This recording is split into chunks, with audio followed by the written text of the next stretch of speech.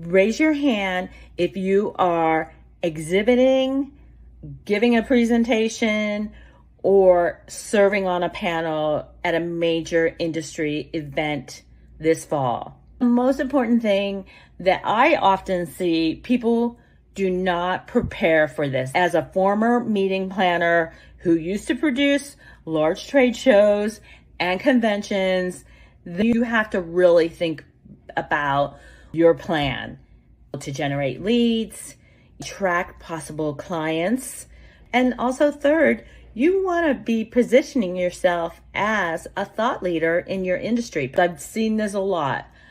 Not having a plan. Don't do that. If you don't have one, make a plan. If you don't have one, make a plan. I love that. Leads into our guest today, Andria Younger. I'm so excited. I was on her cast a few months ago, had a great time, and I'm going to bring her on stage now. And I'm going to ask her the question that I failed to ask any other time we've talked, which is Andria or Andria? Andria. Andria, got it. Yes, yes. Right. Awesome. Welcome. Awesome. Thank you. I'm excited to be here. This is great. I love this. Excited to have you. Yeah, it's great. It's going to be a quick 30-minute conversation, but awesome. We're going to learn a ton from you. So, Andria, tell us all about you. Well, you know what? I am someone who's done a lot of different things, but the one thing that I've always loved is really learning new things. I love, I've always been one of those people who have been out there, a lifelong learner. And I started my career really in the professional association, and I became a meeting planner. And as part of producing these meetings and trade shows, I hired professional speakers.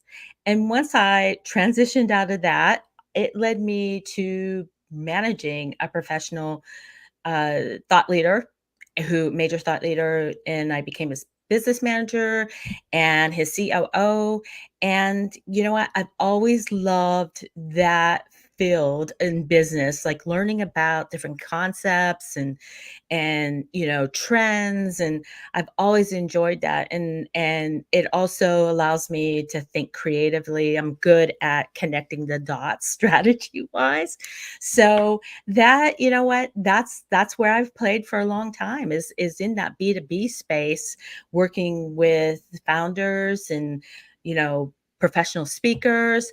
Like so many other people, I took a break due to COVID, and I came back. I went out there a little bit and tried to go back working full time. And you know what? It just didn't work. I was just like, I need to go. But my husband actually said, you just need to go back to working for yourself. So that's what I did over about a year and a half ago. I came back and I started working myself. And now where I focus and spend my time is working with busy B2B founders who need to build themselves, build authority, and position themselves as thought leaders in their industry. And that's what I've been doing. That is amazing. I know you work with quite a few authors. And I've worked with authors. Yes. Your client base is very diverse. So tell me, other than your work and your client base, tell me an interesting fact about you. An interesting fact about me. Okay. So I was in Tom Cruise's first movie, All the Right Moves. Really? Yes. What were you, 2? I was an extra, but when he did All the Right Moves, it was filmed in my hometown in Johnstown, Pennsylvania. And he actually came because he had been out of high school for a while. And so he came in to get the feel of the land again. And actually he was in my Spanish class. And I just remember my Spanish going, Señor, hable español. So yes, I'm actually in the marching band, and I do sit in as an extra in the stadium. And none of you cared if he spoke Spanish, I'm assuming. No, he was like, yeah, whatever. Nice. So tell me, who is your ideal client? You know what? My ideal client is that B2B solopreneur, a startup founder, or a founder that's really scaling up. Mm, their business, and they really need to work on building that visibility okay. and using thought leadership as part of that to do that.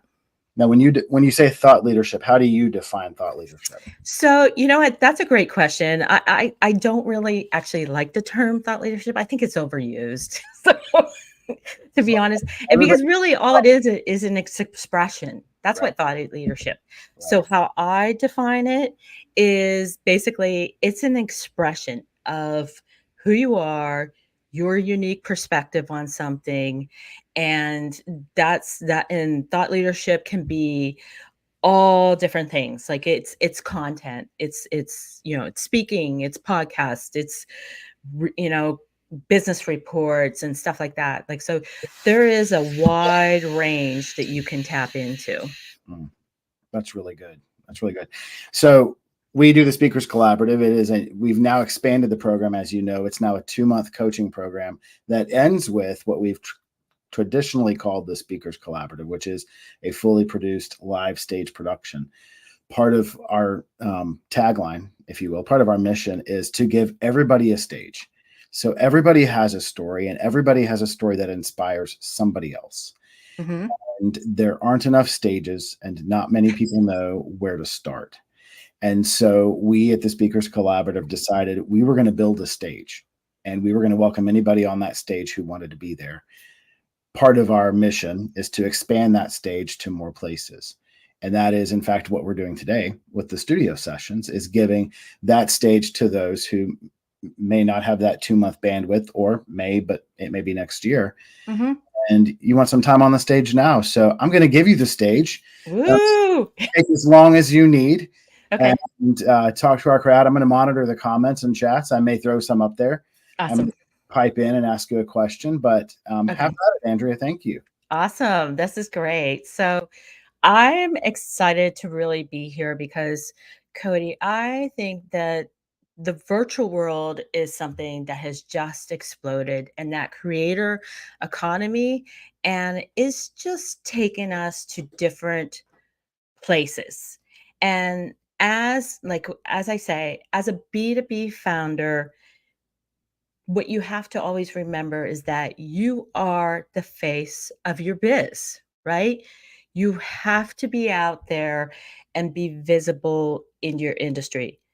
And the other thing is, people are eager to hear your unique take, your vision, and how you solve problems. And LinkedIn, thought leadership content, and speaking at industry events are really the best ways to build that visibility, credibility, and authority. And it's one of the quickest ways to grow your business.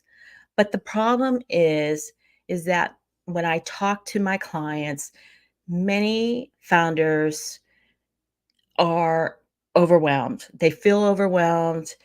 You know, they have this feeling of pressure to stand out in the industry, and and I have felt it even as a strategist of I have to be on LinkedIn. I got to be doing my own content. So I'm not saying to my clients anything that I'm not doing myself. And I have felt that pressure. It's overwhelming. It's like, what do I do? There's a lot of conflicting, advice out there. And this is what I tell people. It's like, they'll ask, like, how do I stand out? And one of the ways I tell people, the major way you can boost your visibility, your authority, and credibility is through industry events. And as a recovering meeting planner who used to produce large conferences and large trade shows, I see a lot of founders and even professional speakers leave a lot of money on the table and really don't gain that traction on their visibility because they don't know how to capitalize on those events. And from an insider, I sort of understand that decision making process of how programs get put together. I'll give you a prime example. I had a client who wanted was working with an association. He had a lot of thought leadership. He had like major books published. And he said, "You know what? I'd like to do a workshop." So I reached out to the meeting planner and I said, "Hey, would you be willing to kind of collaborate on a workshop?" And she said, "An online workshop." And she's like, "You know what? I just don't have the bandwidth." Well, guess what? I'm a 4 meetings. I can do that in my sleep, right? So it's like, fine, I'll do it. I'll put it together. So I did it. I did the copy, did the marketing content, gave a tour. They had like over 300 people on that session. They came out with like 10 leads for their consulting practice.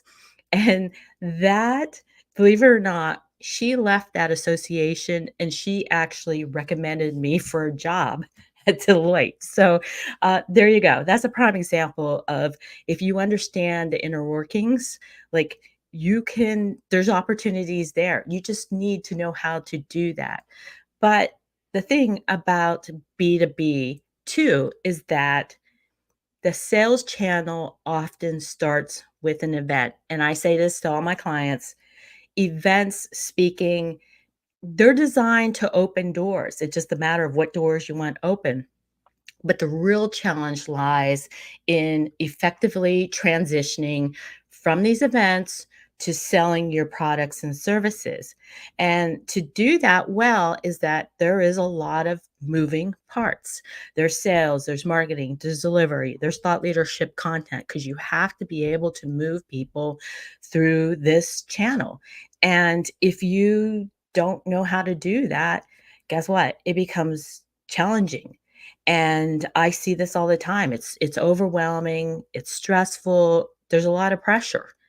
And the other thing is that a lot of B2B people, founders, they came out of a large corporation, and transitioning out of a large like corporation to now all of a sudden you're running your own company. And a client said to me, "You know what? He's an author, he's a speaker, he's building his executive coaching practice, and he also does advisory services." He's like, "I did not realize this is a full-time job." And yes, it is. It's a B2B service company. Let's just also add, if you're an introvert, you know what? I maybe produce large conferences, but honestly, I'm actually introverted. And when I go to a conference, it's like overwhelming for me. Like it's just like I get overstimulated. It's like there's thousands of people. Like, who do I connect with, right? It's overwhelming. And then let's just take, if you, for example, are in the tech field, maybe you're a SaaS founder, right? You have no experience in sales and marketing. You're running a business, which you probably didn't have any experience at. Now let's add in sales and marketing. Okay. Now it's like, wow, now I'm really overwhelmed. Like, what do I do? Right. So here's my thing. Here's what's worked for me. Here's what works for my client. You have to have a plan. And when you have a plan, it reduces your stress, and you know what? You feel like you're in control, because the last thing you wanna do is just expand yourself in so many directions that you get burnt out, and that's easy to do. It's easy to do as a founder. There's a lot of moving pieces, a lot of responsibility, and it's easy to burn out. So what I like to tell people is you want to create a plan. You wanna keep it simple, transparent, and actionable. If you want to stand out in your industry, so this is what I tell people. First, just do you. Don't try to be someone else, the gurus, the influencers. Just do you. Like, be yourself, because that's what people want you to be, right? And share your personal stories and your experiences. That is the differentiator. That is what's going to set you apart from your competition, is your unique personal stories and experiences.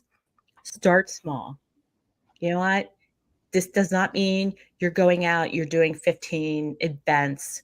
You know what? You're like, start small. Even if it's, for example, you can go to hashtags and search on LinkedIn. I did a video on this, and you can do a hashtag and you can even start connecting and engaging people at major industry events so that you're building those relationships. Start there. That's simple, right? Or do the buddy system. Maybe you're introverted, right? Maybe say, hey, okay, would you want to pair up and do maybe a presentation? Or is there an opportunity to serve on a panel? It's these little things that once you start building. Because what I want you to do, I want you to build the confidence in and feeling comfortable at what you do. Because when you have that confidence and you have that comfortable, you're comfortable at what you're doing, like that translates. People feel that, right? They see your energy. The other thing I always stress, it's quality over quantity. You don't need to do a lot. Believe it or not, you don't have to be. You just have to be consistent at what you're doing. This is the big thing. Be willing to challenge the status quo or share your unique perspective. As a leader in your industry, that's what you have to do. That's what people expect of you, is to share your unique perspective and get to know people beyond reading a profile. This is why I had Cody on. I mean, I take a chapter out of Mr. Rogers. It's like he went out and he met people in his neighborhood. Do that. Do it virtually. You need a network of peers to support you. You need people who can refer and recommend you into these organizations or events. Like, that is the easiest way. You don't want to be grinding it out in the cold DMing. It doesn't work. I know. It just doesn't work. And here's the other thing. Don't waste your time or money trying to figure it out for yourself.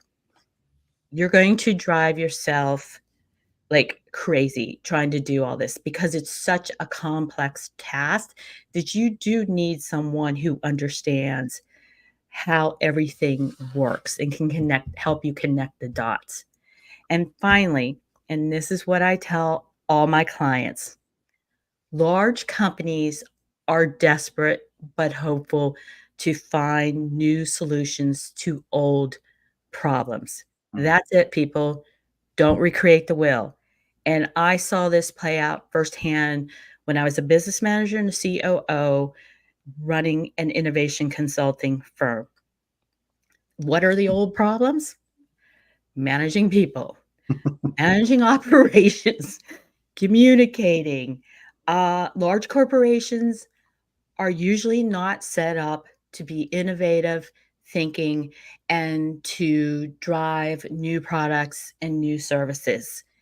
And, think about that. Financing, performance, these are all old issues that we're still dealing with.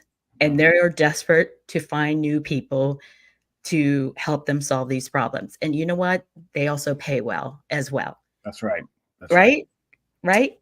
And Managing, you know what? Managing it, whatever it is the problem. And if you can come in with a solution, it exactly. doesn't have to be brand new, No, be innovative, and it has to be something they haven't done in a while.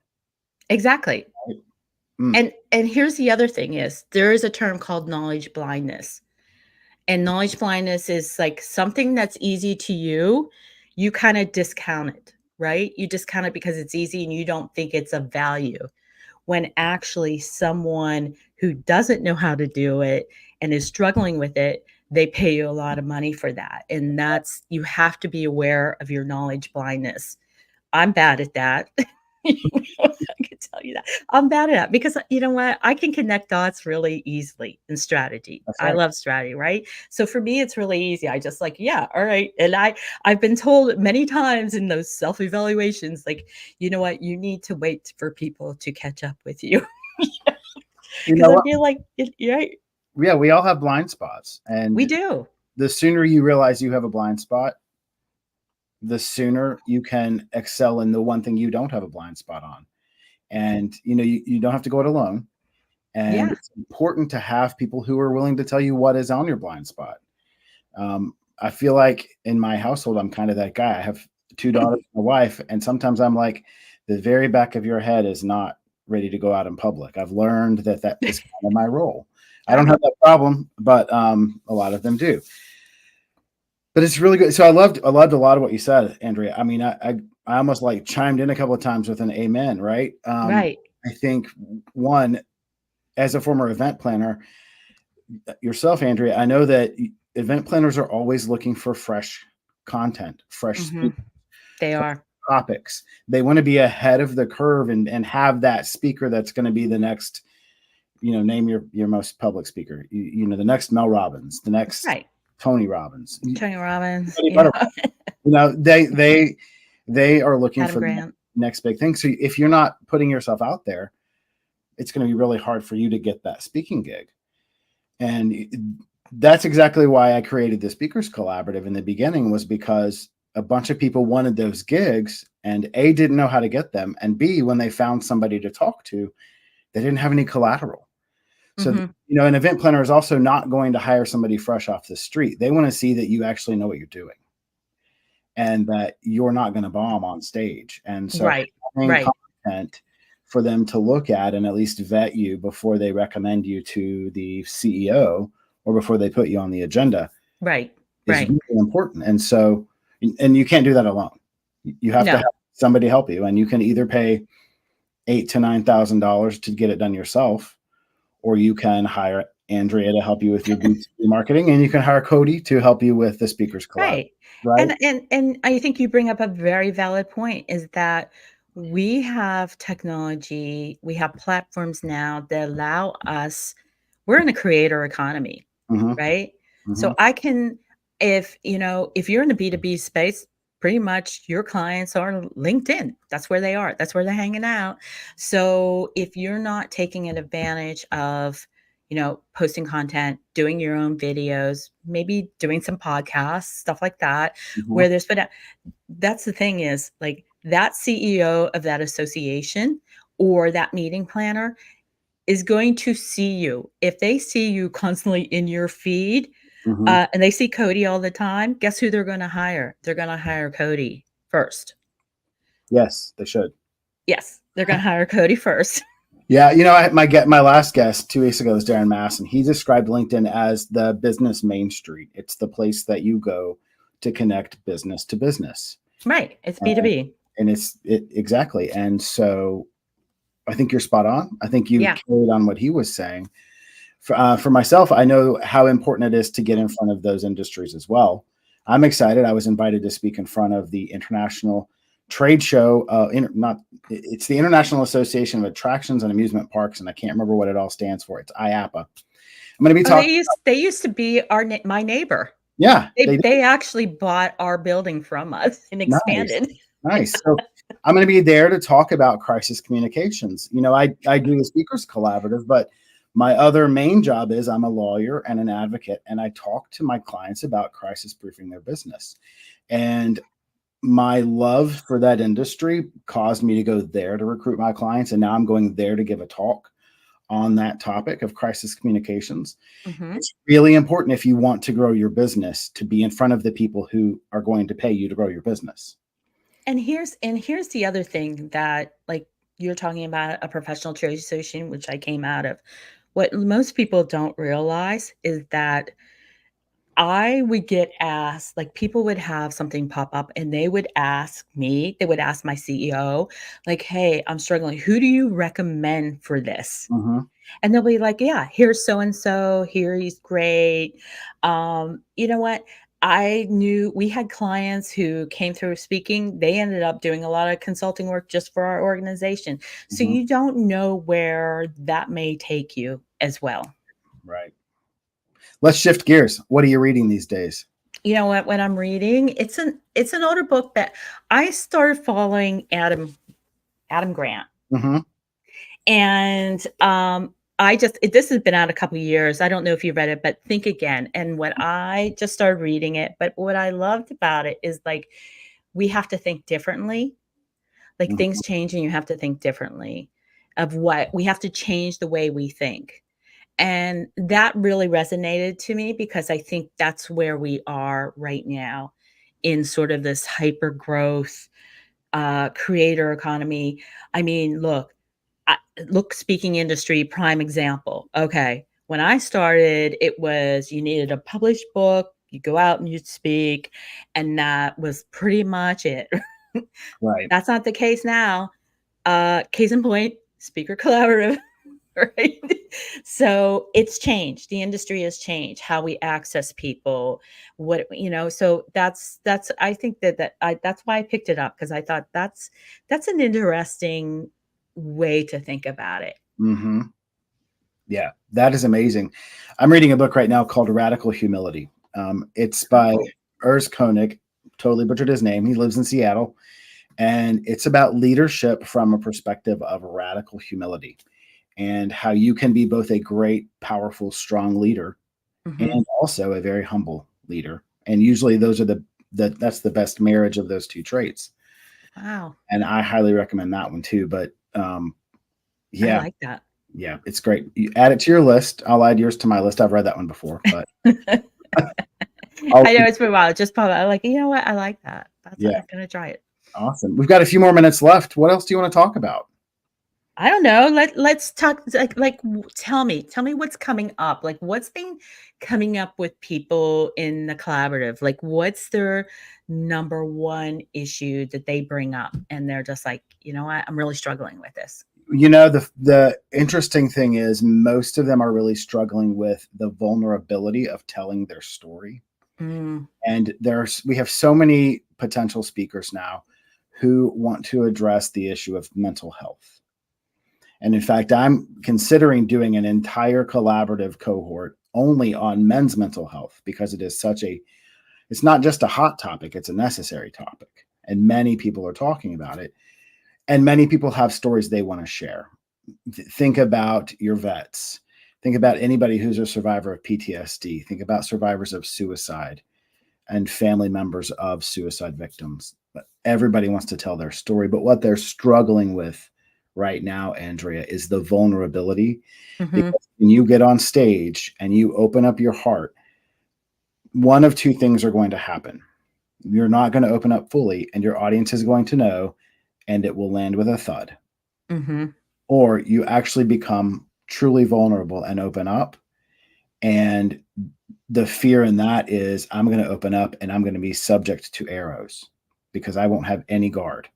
mhm, The good news is that story that you're telling is necessary for somebody else's healing. The other quandary is let's put mental health in this category. The other one is let's say you want to get on and share your business experience. Well, God forbid somebody criticize what you say. And we live in a society now where you want to be able to say, espouse your expertise, right. but not necessarily answer the critics because some critics are really harsh, They especially on are. media, right? Right. Exactly. One of the things we work on in the Speakers Collaborative is telling those critics to go to hell. Not literally, but in our minds, Right. we know we have a story. We know we have expertise in our field. We know somebody wants to hear that. That's And all you I that's all you yeah, right? right.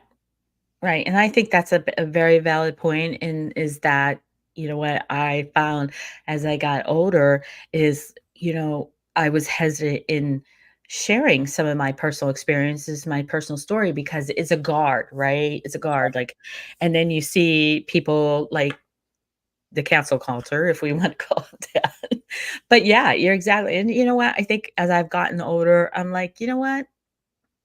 I'm I'm just gonna tell it the way it is. I'm gonna tell it is. Like, I never really shared none of my employers ever knew that I was dyslexic. Never told anyone You just because did. I don't. I do now, I write about it, I talk about it, I talk about that because that's been really hard in writing and stuff, like, I had to find a way for me to do my posting and LinkedIn and tools and stuff, I had to find that way, and the only way I mean, I talked about it, but, I mean, I never disclosed that to any of my employees because I felt like it would be used against me. That's right. That's or right. someone would discount me. But if you think about it, you telling it now, you are empowering a teenager who is struggling with that shame that they feel. Mhm. Because look at you. I mean, you're a badass. You're accomplished. You, Thank you. you're Thank here you. on the studio session. You Yeah. have a massive following, and you're dyslexic. Yeah. We had at our very first speakers collaborative, we had a young man named Matthew Schwab, and he's got Down syndrome, and his entire talk was why you should hire people with Down syndrome. And I loved what he said. He said, "My name is Matthew Schwab. I have Down syndrome, and I have all these other things." Yeah. Right? It's not a defining thing. Your It's dyslexia not is defining. not a defining thing. Whatever it is that you're ashamed of is not the defining thing of your life. And I think the more people that tell their stories, the fewer stigma you have. And I think that's where we're seeing mental health going, That's right. right? That's right. Is people are telling their stories, telling their challenges, and saying, "You know what? I've gone through this. This is what." And the more that we talk about it, then it becomes there's less That's right. stigma to it, That's right? because I can identify and somebody else is having that same struggle. Yeah. And look how they're doing. Wow, I mean, we could go another 2 hours here. But Awesome. we are out of time. Andrea, where do we find you? Well, you can always find me on LinkedIn. It is my, channel of preference. So, yeah, just find me at Andrea Younger, and I spell it Andria. So, and that's where you can find me. Of course, you can always find me on my website at andreayounger.com. But Cody, thank you so much for the opportunity. It was great to hang out with you today. Thank you. I'm so glad you came to the studio. If Yeah. anybody else would like to join us in the studio, shoot me an email. It's info@thespeakerscollaborative.com. You can check out our website, thespeakerscollaborative.com. Check out Andrea's LinkedIn. She's full of wisdom. She gives it away for free to most people. And Andrea, thank you so much for coming. Thank you. All right. I'll talk to everybody later. You too. Bye.